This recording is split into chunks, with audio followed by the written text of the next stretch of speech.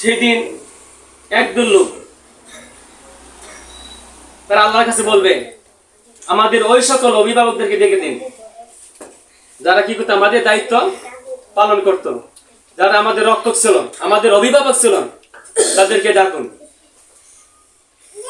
এটা ওই সময় ডাকবে যে সন্তানেরা যারা আপনার অধীনস্থ, যারা আপনাদের কথা শুনে বা আমাদের কথা শুনে, যাদেরকে আপনার বরণ পোষণ করছেন, মাথার গাম পায়ে ফেলে রক্ত কে পানি করে যাদেরকে ভালো মানুষ হিসেবে গড়ে তোলার জন্য চেষ্টা করেছেন, যে মা বোনেরা যে সন্তানকে 10 মাস 10 দিন গর্ভে ধারণ করেছেন, সেই সন্তানকে প্রসব করতে গিয়ে যে ব্যথা যন্ত্রণা বুক করেছেন, একমাত্র মা ছাড়া এই ভুক্তভোগী আর কেউ নাই। এই কষ্ট একমাত্র কারাই বুঝতে পারেন? মা যারা, তারাই বুঝতে পারে যে কত কষ্ট। সেই সন্তানকে মানুষ করার জন্য কত পরিশ্রম করেছেন এটা আপনারাই জানেন। কিন্তু মানুষের মতো মানুষ গড়ে তোলার জন্য আমরা কত চেষ্টা করি, আমাদের আপনাদের প্রতি প্রশ্ন রইল। সেই সন্তানেরা যে দিন, সেই দিন আল্লাহর কাছে বলবে, হে আল্লাহ, আমাদের সেই অভিভাবকদেরকে ডেকে আনুন, তাদের উপর পাক বুকের উপর পাড়া দিয়ে লাঞ্ছিত অপমানিত করে তারপর আমি জাহান্নামে যাব। কেন এই কথা বলবে? তারা বলবে, হে আল্লাহ, আমার অভিভাবক যদি আমাকে মানুষের মতো মানুষ করে তুলতো, আমাদেরকে যদি দিনের শিক্ষায় শিক্ষিত করতো, আমাকে যদি আদর্শের রাস্তা দেখাতো, ভালো মানুষ হিসেবে যদি গড়ে তুলতো, আজকে আমাকে জাহান্নামে যেতে হতো না।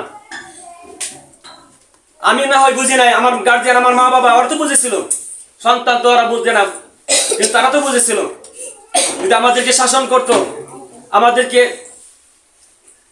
নানানভাবে যদি বুঝাইতে পারতো, তাহলে আজকে আমরা পথভ্রষ্ট হইতাম না। আজ আমাদের পথভ্রষ্ট হওয়ার কারণ তারা আমাদের যত দায়িত্ব তারা পালন করে নাই। কি বাঁচতে পারবেন আপনারা? কাল কিন্তু বাঁচতে পারবে না। যে সন্তানের জন্য আমরা এত কিছু করতেছি, সেই সন্তান কালকে আমাদের মাঠে আপনার বুকে আমার বুকে পাড়া দিয়ে জাহান্নামে যাবে, সাথে আমাদের জমিয়ে যাবে। তার কারণ হলো তাই আমরা তাদেরকে সুশিক্ষায় শিক্ষিত করতে পারি নাই, আমরা তাদেরকে ভালো মানুষ হিসেবে গড়ে তুলতে পারি নাই।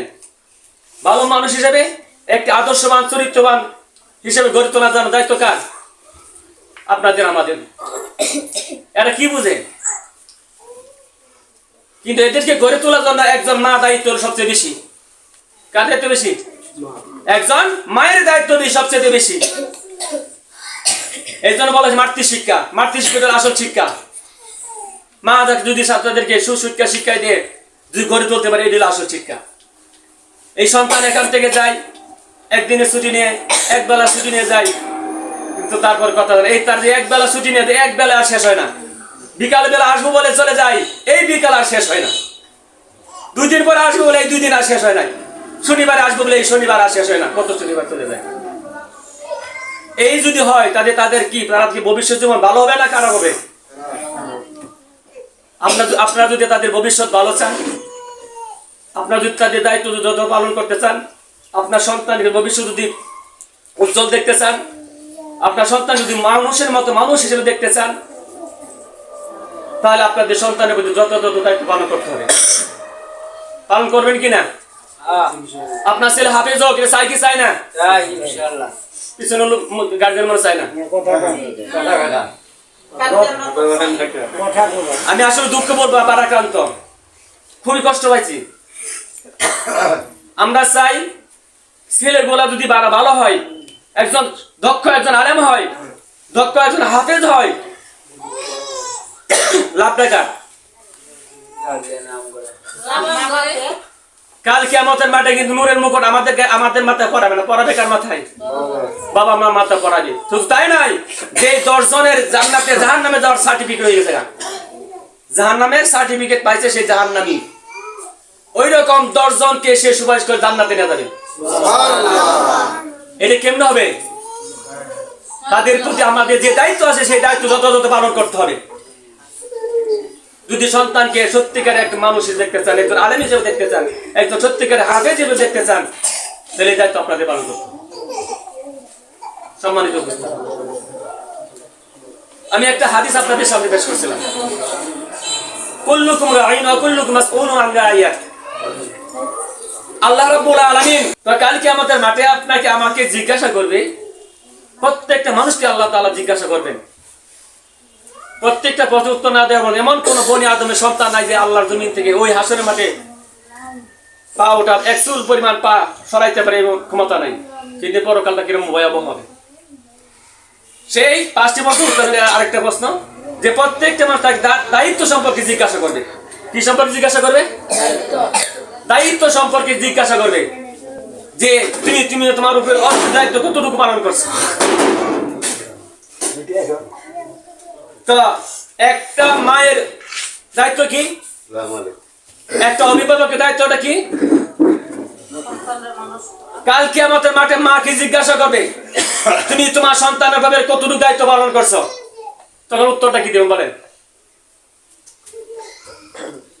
وقال الذين كفروا ربنا أرنا الذين أضلانا من الجن والإنس أضلانا من الجن والإنس ونجعلهما تحت أقدامنا।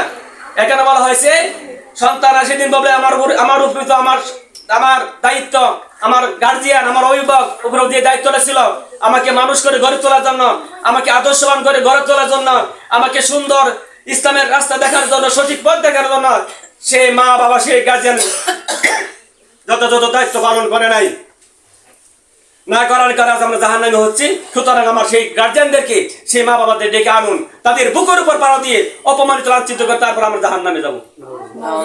সেই জাহান্নামে যাওয়ার জন্য কি প্রস্তুত আছি আমরা? যদি না থাকি তাহলে আমরা আমাদের উপর সন্তানের যে দায়িত্ব সেই দায়িত্ব যেন আমরা যথাযথ পালন করি। এই দায়িত্ব যথাযথ পালন করার জন্য আপনাদের উপর উদাত্ত আহ্বান জানাচ্ছি। সন্তানের বাড়িতে গেলে তাদেরকে রাখবেন না, শুনবেন সে কেন আসলো, ছুটি কই দিনের, সেই ব্যাপারে তাকে রেখে একটা দিন তাদের যেন মিস না হয়। যদি তাদের ছুটি শেষ ওই দিন তাদেরকে এখানে পাঠিয়ে দিবেন যদি মানুষ করে গড়ে তুলতে চান। কোরআন শরীফ আল্লাহ আমাদের হুজুর বলছেন হেল্প করা যেমন কঠিন তেমনি সহজ। যদি সহজ না হয়তো গোটা কোরআন শরীফ মুখস্থ করে রাখা কারো পক্ষে সম্ভব নাই। এর কারণ হল আল্লাহ তার প্রতি কি আছে? রহম করছেন। অনেক লোক দেখলেন অল্প দিনের মধ্যে হাফেজ হয়ে যায়, কারণ তার কারণ কি? আল্লাহ তার প্রতি কি করছেন? অনুগ্রহ করেছেন। চেষ্টা করতে আল্লাহকে চাইতে হবে। আল্লাহ যদি চায় তাহলে কি আজকে যদি রাত্রিবেলা ঘুমায় সকালবেলা সে কি হাফেজ হয়ে যেতে পারে।